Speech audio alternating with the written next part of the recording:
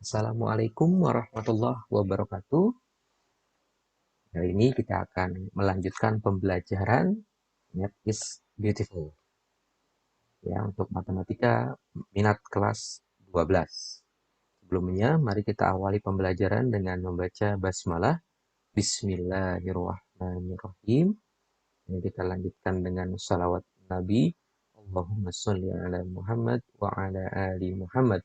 Ya Allah, berikan rahmatmu pada Nabi Muhammad dan keluarga Nabi Muhammad. Mudah-mudahan pembelajaran kita kali ini mudah untuk kalian mengerti dan yang kalian terima akan bermanfaat ya. Dan Allah akan mudahkan proses pembelajaran kita kali ini. Amin, amin ya robbal alamin.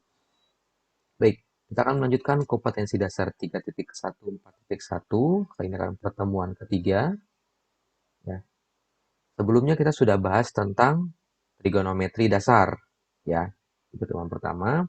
Pertemuan kedua, paham trigonometri lanjutan. Alhamdulillah sudah kita pelajari. Sekarang kita lanjut ke nilai limit itu sendiri ya, limit fungsi trigonometri. Oke, limit trigonometri sederhana. Dikatakan limit fungsi trigonometri yaitu jika fungsi di dalam sebuah limit merupakan fungsi trigonometri. Ya, katakan limit fungsi trigonometri jika fungsi dalam sebuah limit merupakan fungsi trigonometri. Yang kita tahu bentuk dari notasi limit adalah limit x mendekati A untuk fungsi fx, ya. Nah, dikatakan limit fungsi trigonometri jika fungsi fx-nya di sini adalah merupakan fungsi trigonometri. Contoh, limit x mendekati 0 untuk 2x. Apakah ini termasuk ke dalam limit fungsi trigonometri? Ternyata bukan. Kenapa bukan? Karena si fungsi di sininya tidak ada unsur trigonometrinya. Ya, ini hanya aljabar. Maka ini merupakan limit fungsi aljabar. Berikutnya, limit x mendekati 0 untuk 2 sin x. Apakah ini dikatakan limit fungsi trigonometri? Oh, ternyata iya. Mengapa? Karena fungsi di sini, ya fungsi fx-nya ternyata termasuk ke dalam fungsi trigonometri. Apa cirinya? Ada sin x ya, mencirikan bahwa dia adalah trigonometri.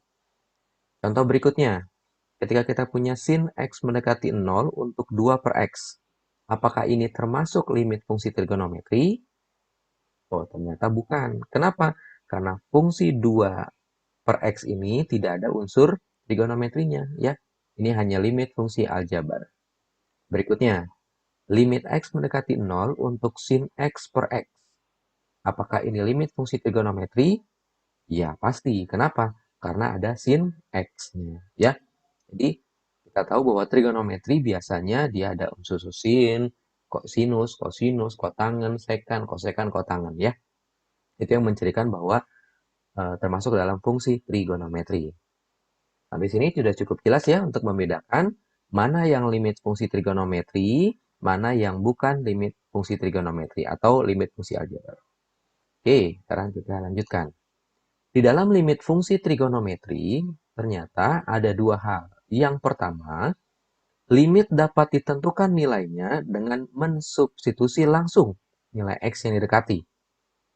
Ya, dikatakan limit fungsi trigonometri nanti ada dua. Yang pertama adalah limit dapat ditentukan nilainya dengan cara mensubstitusi langsung nilai x yang didekati.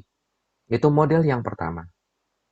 Sedangkan model yang kedua adalah limit menghasilkan bentuk tak tentu apabila nilai x yang didekati disubstitusi langsung.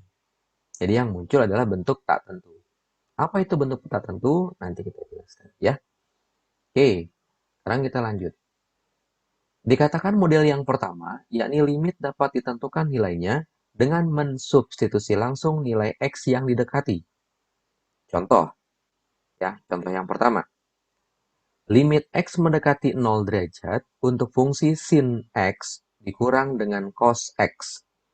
Dikatakan limit ya dapat ditentukan nilainya dengan mensubstitusi langsung nilai x-nya. Nah, karena di sini limit x mendekati 0, maka langsung saja x yang ada di sini dan x yang ada di cos-nya langsung kita ganti dengan 0 derajat. Kita substitusi x-nya dengan 0. Cukup jelas sampai sini? Jadi hanya menggantikan X dengan nilai yang mendekati X mendekati 0. Maka semua unsur X-nya kita ganti dengan 0. Kemudian sin 0 derajat, oh ternyata sin 0 adalah 0. Cos 0 adalah 1. Maka jadinya 0 dikurang 1. Maka jadinya negatif 1. Dah, ini sudah selesai. Jadi ketika kita mensubstitusikan langsung X mendekati A-nya dengan limit, dengan fungsi trigonometrinya, langsung dapat hasil. Ini dikatakan model yang pertama. Ya, mudah? Ya, karena ini model limit fungsi trigonometri yang sederhana. Oke, lanjut kita ke contoh yang kedua. Untuk contoh yang kedua, limit X mendekati 45 derajat untuk fungsi sin X per cos X. Ya, kan tadi dikatakan, silakan mensubstitusi langsung nilai X-nya. Atau bahasa gampangnya langsung aja ganti X dengan yang mendekati. Maka kita substitusi X-nya, kita ganti sinus 45 derajat kosinus 45 derajat. Dari mana 45-nya? Karena di sini dikatakan limit X mendekati 45 derajat. Oke, kemudian kita ganti sinus 45. Oh, ternyata setengah akar 2. Kosinus 45 juga setengah akar 2. Nah, setengah kita bagi dengan setengah hasilnya 1. Ya, akar 2 dengan akar 2 juga 1. Maka kita peroleh hasilnya adalah 1. Dah, itu contoh yang kedua. Oke, kita lanjutkan ke contoh yang ketiga. Contoh yang ketiga adalah limit T mendekati Pi untuk tan 2T per cos T. Loh, Pak, kok beda? Sekarang variabelnya. Ingat, di dalam limit itu tidak selalu variabelnya X. Tergantung nanti si pembuat soal maunya apa ya. Sekarang kita ganti X-nya dengan T. Limit T mendekati Pi untuk fungsi tan 2T per cos T. Maka, cukup kita mensubstitusikan T-nya dengan Pi. Jadi T-nya tinggal kita ganti ya. Nah, dari sini maka menjadi tan 2Pi per cos Pi. Sampai sini cukup jelas.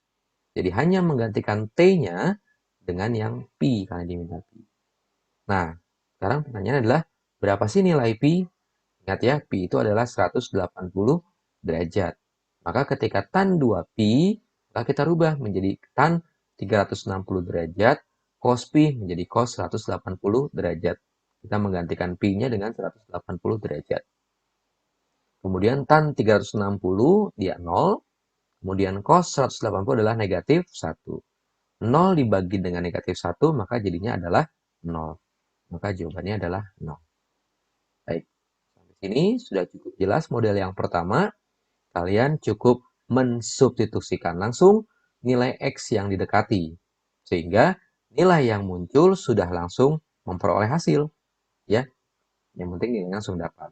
Dari contoh yang pertama dapatnya negatif 1, contoh yang kedua dapatnya 1, contoh yang ketiga dapatnya 0. Oke, itu untuk model yang pertama. Kemudian, bagaimana untuk model selanjutnya? Baik, untuk selanjutnya nanti silakan kita lanjutkan di model yang kedua. Sesi pertama kita cukupkan. Terima kasih. Assalamualaikum warahmatullahi wabarakatuh.